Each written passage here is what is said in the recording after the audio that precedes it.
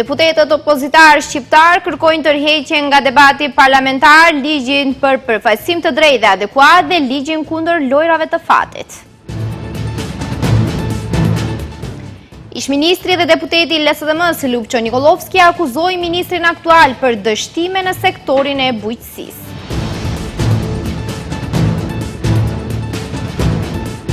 Gjermania dhe Franca propozojnë vot të kufizuar për antarët e rinj të Bashkimit Evropian.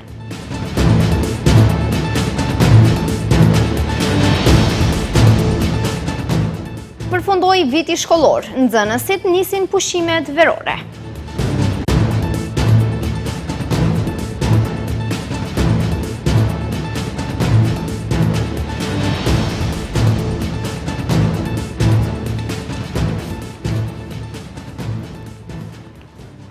Përshëndetje të nderuar shikues, mirë se takohemi në lajmet orës 15:55. Deputetët opozitar shqiptar kanë kërkuar tërheqjen nga debati parlamentar ligjin për përfaqësim të drejtë dhe adekuat. Sipas deputetit Ilir Hasani, ligji pa plot nuk ofron zgjidhje reale të problemit. Edhe deputeti tjetër opozitar Halil Snovçe kërkoi të hiqet nga rendi i ditës ligji kundër lojrave të fatit. Propozim ligji për përfaqësim të drejtë dhe adekuat i miratuar në qeveri dhe i vendosur sot para deputetëve, vazhdon që përplas partitë e bllokut shqiptar. Edhe sot kur kryeparlamentari të njëjtin ligj e lexoi para deputetëve në seancë plenare, ishte opozita ajo që kërkoi që pika në fjalë të hiqet nga rendi i ditës, sepse është ligji pa plot dhe nuk ofron zgjidhje reale të problemit. Ilir Hasani nga Bashkimi Demokratik për Integrim deklaroi se është fatkeqësi që ligji është përgatitur nga një parti shqiptare pjesë e pushtetit dhe nga një zëvendës kryeministër i dorëhequr e i cili po shpërblehet me pozitë ekskluzive në Bruksel. Ky ligj është po sillet si një flusk e zbrazët, si një ligj pa kokër përmbajtje për të mbrojtur disa gjëra të cilët janë përmbajtësore substanciale në Republikën e Maqedonisë së Veriut, respektivisht përfaqësimin e drejtë në institucionet tona. Edhe mendoj për momentin, ashtu si e kam pa, ky ligj është një flusk bore, një cop letër e zbrazët dhe pa përmbajtje.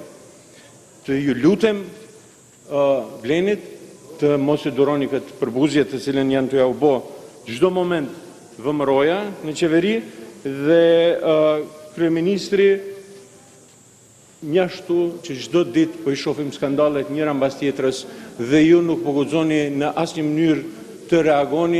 Deputeti tjetër opozitar Halil Snovçe kërkoi nga Afrimgashi dhe deputetët e tjerë që nga rendi i ditës të hiqet ligji kundër lojrave të fatit, sepse siç tha, është i ngjashëm me ligjin e përgatitur nga Artan Grupi, e të cilin pushteti i sotëm e kritikonte kur ishte në opozit.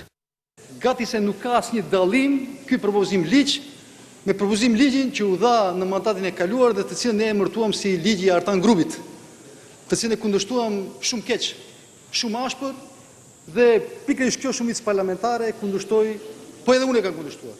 Dhe nuk ka logjik tash të njëjtën ligj të Artan Grupit ta kalojmë në këtë përbërje parlamentare. Pra kjo thjesht është një oksimoron. Është një oksimoron dhe nuk shkon. Pra kur Artan Grupi ishte në pushtet, ne e kundërshtuam fuqishëm ligjin, e bllokuam, nuk e përkraham. E tani kur Artan Grupi është në arrest shtëpiak, pra kur nuk merret as pak me politikë, ndoshta e kalojmë të njëjtin. Edhe pse ishin të zëshëm dhe kërkuan tërheqjen e pikave nga rendi i ditës, kërkesat e Hasanit dhe Snovçes nuk u morën parasysh dhe deputetët e shumicës nuk votuan fare as për e as kundër, duke injoruar kërkesat e opozitarëve. Kuvendi konstatoi sot dorëheqjen e zëvendës kryeministrit për qeverisje të mirë Arben Fetajt. Kryetari i Kuvendit Afrimgashi tha se ishte njoftuar se Fetaj nuk do të arsyetonte dorëheqjen e tij dhe konstatoi se në përputhje me nenin 246 të rregullores së punës, ministrit i përfundon funksioni. Fetaj e dorëzoi dorëheqjen më 1 qershor dhe për këtë njoftoi përmes një publikimi në profilin e tij në Facebook. Në publikim ai shkroi se po largohet nga funksioni me kokën lart dhe me ndërgjegje të pastër. Fetaj thot se gjatë 2 viteve të fundit sa ishte në këtë funksion, ka kontribuar në reformat të orientuara drejt forcimit të përgjegjshmërisë, transparencës dhe sundimit të ligjit, duke shtuar se gjithmonë ka hapësirë për më shumë dhe për më mirë. Në ndërheqjen e drejtuar kryeministrit, të cilën Fetaj e publikoi bashkë me statusin në Facebook, ai shprehu mirënjohje për besimin e dhënë për të ushtruar funksionin e zëvendës kryeministrit për qeverisje të mirë, por shtoi se në rrethanat aktuale nuk ekzistojnë më kushtet e nevojshme që këtë funksion ta kryej me efikasitetin e kërkuar dhe për këto arsye po tërhiqet nga detyra. Zëvendës kryeministri Arben Fetaj prej një periudhe më të gjatë nuk paraqitej në punë, ndërsa aktivitetet e tij të fundit publike si bartës i funksionit datojnë nga muaji mars. Në Kuvend po vazhdon debati për interpelancën e dorëzuar nga LSDM kundër ministrit të bujqësisë Fetan Tripunovskit. Ish ministri dhe deputeti LSDM-s Ljupçe Nikolovski akuzoi ministrin për dështime në sektorin e bujqësisë, duke theksuar se subvencionet për bujqit ende nuk janë paguar dhe sa ai duhet të largohet nga posti. Tripunovski u kundërpërgjigj akuzave, duke thënë se ato nuk qëndrojnë dhe se përgjegjes për gjendjen aktuale është vetë Nikolovski. Në Kuvend vazhdon debati për interpelancën që LSDM ja dorëzoi kundër ministrit të bujqësisë Fetan Tripunovski. Interpelancën në foltore të Kuvendit e arsyetoi ish ministri i bujqësisë, tani deputet në radhët e opozitës, Ljupçe Nikolovski, i cili akuzoi Tripunovskin për dështim në çdo fushë në bujqësi. Ai tha se ministria nuk i ka paguar ende subvencionet bujqëve dhe prandaj Tripunovski duhet të largohet. Mandatin e filluat me premtime për shpëtim të bujqësisë, kurse po e përfundoni si simboli pa përgjegjësisë, paditurisë dhe skandaleve. Nga përgjegjësia nuk mund të ikë edhe qeveria e cila lejoi menaxhim të keq për 2 vite të këtyre institucioneve. 2 vite në të cilat drejtorët dhe ministrat merren jo me krijimin e masave, por merren me denoncime imagjinare, suspendime dhe me degradim të gjithë profesionistëve dhe krijimin e masave korruptive. Akuzave të Nikolovskit ju përgjigj me kundër akuza vetë ministri Tripunovski, i cili tha se ka fakte dhe argumente që e dëshmojnë të kundërtën që e thot opozita. Sipas Tripunovskit, fajtori kryesor për gjendjen në të cilën ndodhen aktualisht bujqit e ka pikërisht Nikolovski. Që rikujtoj se mbi 1600 të punësuar në pyjet kombëtare i lat pa paga për më shumë se 4 muaj, ndërmarrja të cilën e mbi punësuat dhe e lat me borxhe dhe punëtor i lat pa rroga për 4 muaj. Tani po thoni se jeni të shqetësuar për qytetarët dhe bujqit. 4 muaj i lat pa rroga, pa sigurim shëndetësor dhe pa sigurim pensional.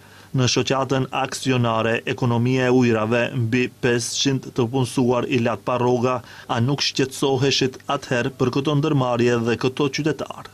Debatit në mbrojtje dhe kundër ministrit ju bashkangjitën edhe shumica e deputetëve të opozitës dhe opozitës. Interpelanca kundër Tripunovskit ishte pika e parë e rendit të ditës në të cilën ndodhen si pike 14 edhe ligji për përfaqësim të drejtë dhe adekuat i propozuar nga qeveria, po edhe ligji kundër duhanit dhe ligji kundër kazinove, po edhe ligji i opozitës i përgatitur për përfaqësim të drejtë dhe adekuat.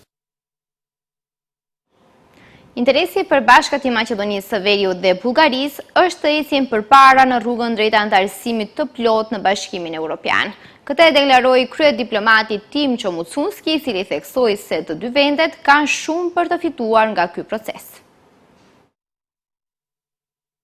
Ministri i Punëve të Jashtme të Maqedonisë së Veriut, Tim Çomucunski, para fillimit të samitit të procesit të bashkëpunimit në Evropën Juglindore në Sofje, ka deklaruar se për aspektin dypalësh mes Sofjes dhe Shkupit, interesi i përbashkët i të dy vendeve është të ecin përpara në rrugën drejt anëtarësimit të plotë në Bashkimin Evropian. Sipas Mucunskit, të dy vendet kanë shumë për të fituar nga ky proces. Dua t'ju siguroj se kemi qëllimet më pozitive për të bashkëpunuar në fushën e mbrojtjes dhe politikës së sigurisë, në ekonomi dhe në arsim. Personalisht, si profesor universitar, kam marrë pjesë në konferenca të panumërta ndërkombëtare në Sofje, prandaj besoj se të gjithë këto ngjarje të viteve të fundit i kanë ndarë artificialisht popujt e dy vendeve. Mucunski theksoi se ajo që është e rëndësishme është të shohin drejt së ardhmes dhe të mos përqendrohen te çështjet e së kaluarës. Sipas tij, çështjet që lidhen me identitetin, historinë dhe gjuhën, sepse kemi një të ardhme që duhet të na bashkojë, tha Mucunski. Ministri i Punëve të Jashtme theksoi se identitetet e forta nuk duhen të ndërtohen përmes sulmeve ndaj identiteteve të tjerëve, sepse, siç tha ai, kemi kapacitetin të kapërcejmë dallimet tona, të respektojmë njëri tjetrin dhe të mos mbetemi të lidhur pas çështjeve që kanë të bëjnë me historinë, identitetin dhe gjuhën. Qëllimi ynë nuk është vetëm që të arrijmë në fazën e hapjes së negociatave të antarësimit, por edhe të përmbyllim ato me sukses. Për të arritur këtë, çfarë është e rëndësishme për ne, të dimë se nuk do të ketë kërkesa shtesë ndaj vendit ton që lidhen me historinë, identitetin dhe gjuhën, si dhe çështje tjera dypalshe që mund të shfaqen pas fillimit të negociatave, çështje që lidhen me komisionet historike, të cilat nuk janë çështje themelore evropiane. Sipas Mucunskit, përmes dialogut dhe mirëkuptimit të ndërsjell, nuk ka sfidë që nuk mund të zgjidhet nëse ekziston vullneti dhe nëse të gjitha palët janë të përkushtuara ndaj idesë evropiane. Gjermania, Franca dhe vendet e Beneluxit, Belgjika, Holanda dhe Luksemburgu kanë propozuar që shtetet e reja që antarësohen në BE të kalojnë një periudhë tranzitore me të drejta të kufizuara. Një nga propozimet kryesore është kufizimi i përkohshëm i të drejtës së votës, veçanërisht në çështjet ku kërkohet unanimitet, si politika e jashtme, zgjerimi dhe buxheti i BE-s. Sipas dokumentit jo zyrtar, zgjerimi i BE-s nuk shihet më vetëm si proces teknik, por si një investim strategjik për sigurinë dhe stabilitetin e Europës. Për këtë arsye propozohet krijimi një modeli standard për marrëveshjet e ardhshme të antarësimit, që mund të përshtatet sipas çdo vendi kandidat. Dokumenti kërkon gjithashtu forcimin e klauzolave mbrojtëse për sigurinë, ekonominë dhe mbrojtjen nga ndërhyrjet e huaja. Vëmendje veçantë i kushtohet sundimit të ligjit, vendet e reja duhet të respektojnë standardet demokratike, lirinë e mediave dhe vlerat europiane, ndërsa shkeljet mund të sjellin sanksione financiare ose pezullim të formave të bashkëpunimit me BE-n. Po ashtu pjesëmarrja në Prokurorinë Publike Europiane propozohet të bëhet kusht për antarësim. Dokumenti parashikon edhe mekanizma për të parandaluar që antarët e rinj të bllokojnë vendimarrjen ose të dëmtojnë unitetin dhe bashkëpunimin brenda BE-s.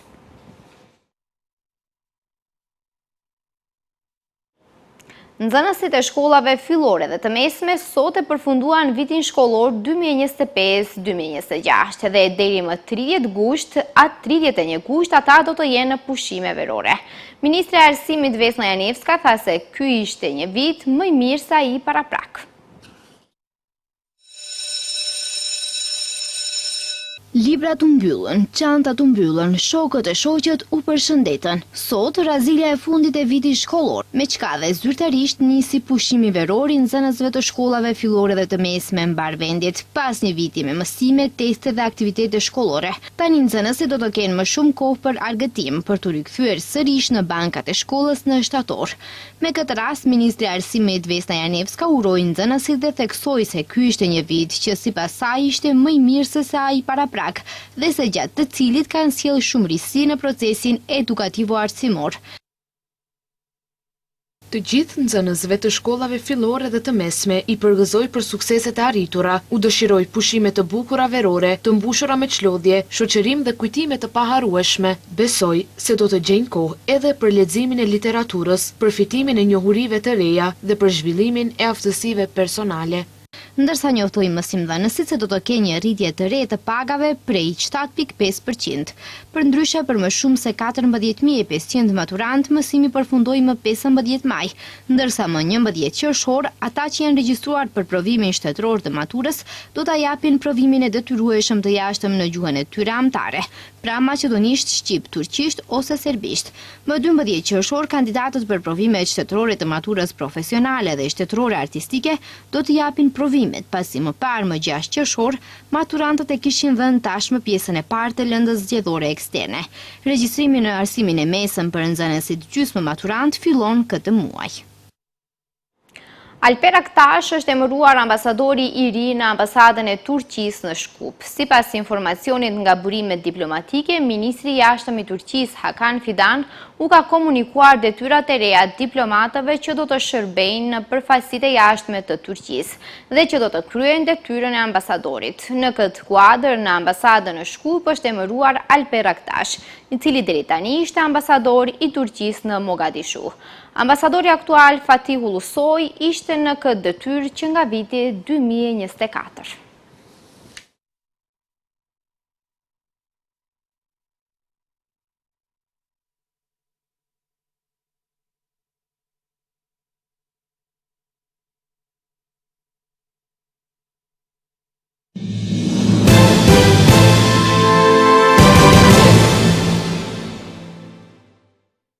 Kryeministri i Shqipërisë Edi Rama vazhdon të mbrojë idenë për një projekt luksos të lidhur me dhëndrin e presidentit të SBA-s Donald Trump, Jared Kushner, pavarësisht një rritjeje të protestave kundër tij.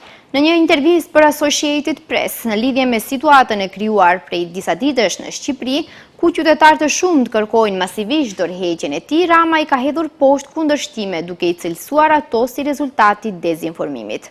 Qeveria thosë se projekti i kundërshtuar fillimisht dhe që shërbeu si shkëndi për nisjen e protestave masive, do të ishte transformues për vendin.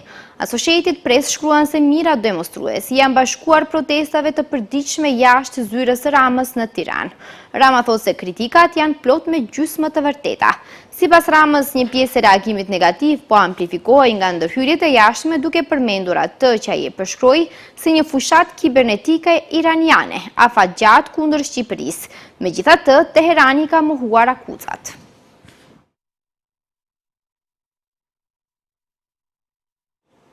Prokuroria Speciale e Kosovës ka ngritur akt akuzë ndaj 6 serbëve, të cilët dyshohet se kanë kryer veprat penale bashkim për veprimtari kundër kushtetuese, me qëllim të sulmit kundër rendit kushtetues të Republikës së Kosovës dhe pengimi personit zyrtar në kryerje të detyrës zyrtare. Ata akuzohen se në periudhën nga 10 deri më 29 dhjetor 2022, në komunat veriore të Kosovës kanë vepruar në bashkëkryerje për të penguar institucionet e Kosovës në ushtrimin e autoritetit shtetëror dhe vendosjen e rendit kushtetues.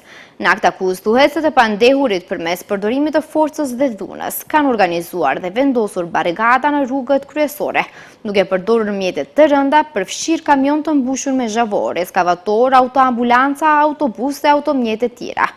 Po ashtu nga veprimet e tyre rezulton se në rast të ndërhyrjes së policisë së Kosovës për largimin e barikadave dhe i rivendosjen e lirisë së lëvizjes, pjesëtarët e grupit kanë qenë të gatshëm të sulmonin zyrtarët policor me mjetet që kishin në dispozicion, tha Prokuroria Speciale në njoftimin e saj. Sipas organit të akuzës, ndaj 11 personave të tjerë janë pezulluar hetimet, pasi ata deri më tani janë të paarritshëm për organet e drejtësisë së Kosovës. Shtetet e Bashkuara thanë se kanë kryer një valë të sulmeve hakmarrëse ndaj Iranit duke sulmuar pothuajse 20 caqe ushtarake, pasi Washingtoni fajsoi Teheranin për rrëzimin e helikopterit ushtarak, Apache dhe një sër sulmesh ndaj forcave amerikane dhe anijeve tregtare në rajon. Ndërkaq Irani tha se ka gjuajtur raketa dhe dron drejt bazave ushtarake të SBA-s në rajon. Në orët e vona të 9 qershorit, Komanda Qendrore e Ushtrisë Amerikane tha se një aeroplan luftarak amerikan goditi sistemet e mbrojtjes ajrore të Iranit, stacionet toksore të kontrollit dhe ndërtesa për vëzhgim të radarëve afër ngushticës së Hormuzit, në atë që e përshkroi si përgjigje proporcionale të urdhëruar nga presidenti amerikan Donald Trump. Garda Revolucionare Islamike ndërkaq tha më 10 qershor se ka gjuajtur raketa dhe dron drejt një baze ushtarake amerikane në Jordani dhe ka shënjestruar caqe të tjera të lidhura me SBA-n në mbargjirin persik, si shenjë hakmarrjeje ndaj sulmeve amerikane kundër objekteve ushtarake afër ngushticës së Hormuzit.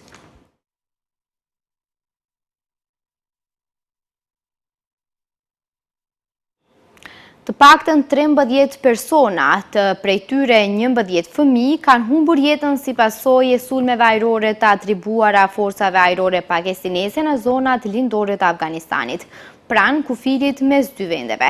Lajmi është bërë i ditur nga autoritetet afgane dhe qeveria de facto e talebanëve. Zëdhënësi talebanëve akuzoi Pakistanin për shkelje të suvranitetit dhe hapësirës ajrore afgane. Qeveria de facto në Kabul e dënoi ashpër incidentin, duke e cilësuar atë si një tjetër shkelje të territorit afgan. Ngjarja vjen në një periudhë tensionesh të larta mes Afganistanit dhe Pakistanit, ndërsa morsmarrëveshjet për sigurinë kufitare dhe aktivitetin e grupave të armatosura vazhdojnë të rëndojnë marrëdhëniet mes dy vendeve fëqinje. Shikues të nderuar, këtu është fundi lajmeve. Ju falenderoj që na ndoqët. Mirupafshim.